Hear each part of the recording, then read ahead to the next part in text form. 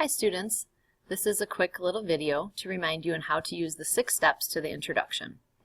You will notice for this student example, the student has properly set up their essay using MLA format with these aspects to the left side of the page, and then you will also use pagination on the right side of the page with last name and then page number. The first step to an introduction is a creative title. As you recall, it is better than just saying character analysis essay, so this student labeled the paper Liar Liar, Pants on Fire. The second step to an introduction is to come up with an attention getter. And here is this student's attention getter. They are attempting to use imagery. They are attempting to create a certain scene that leads you in and draws you into the paper. They say, imagine someone lying to you. Imagine someone withholding important details about an event or conflict to make his or herself look more favorable. Wonderful job with an attention getter. I don't necessarily like the use of the second person point of view with you. That is problematic, but as a student example, it helps to see what you could possibly do for an attention getter. Step number 3 then is where most students tend to struggle a little bit, and that is developing the broad concept. This is going to come from the claim of your thesis statement and will directly be related to the main argument of your paper. In this case, this reader is going to be talking about, if I scroll down to their thesis statement,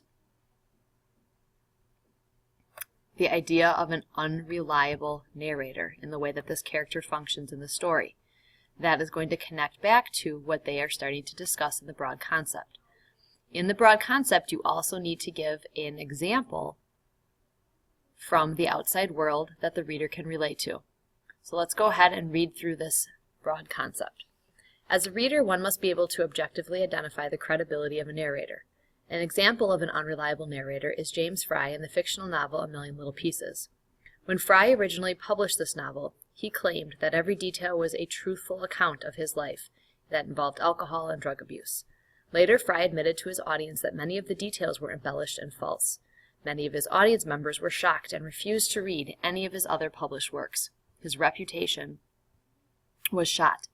When a reader is presented with an unreliable narrator, they feel lied to and realize that they cannot trust the details and conflicts in the story. So all of this here is step number 3, the broad concept.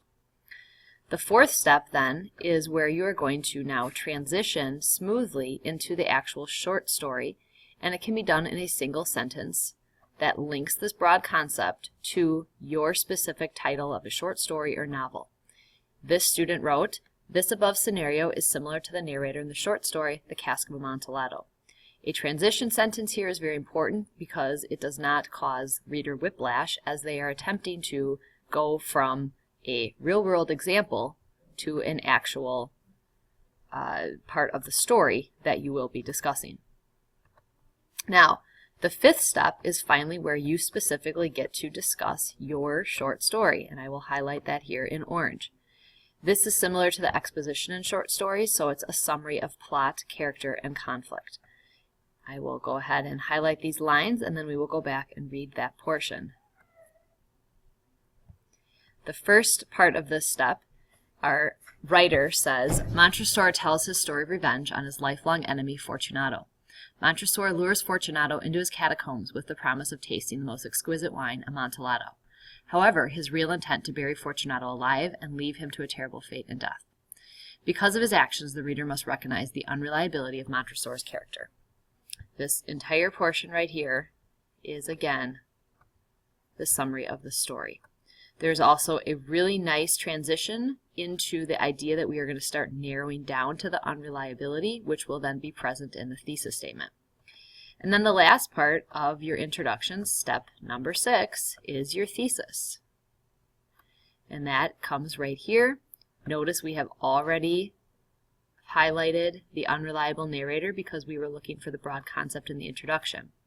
Your thesis statement needs to have 3 parts: a topic, which will be the character, in this case Montresor, the argument or claim, in this case it's unreliable narrator, and then 3 supporting reasons why this claim is a valid argument.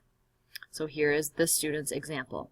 Montresor from the Cask of Amontillado by Edgar Allan Poe is an unreliable narrator because he is obsessed with revenge, he is sadistic, and lies about his feelings of guilt.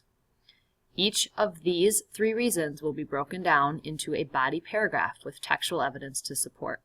And we will cover the 6 steps to the body paragraph in the next video. Thank you for reviewing this today.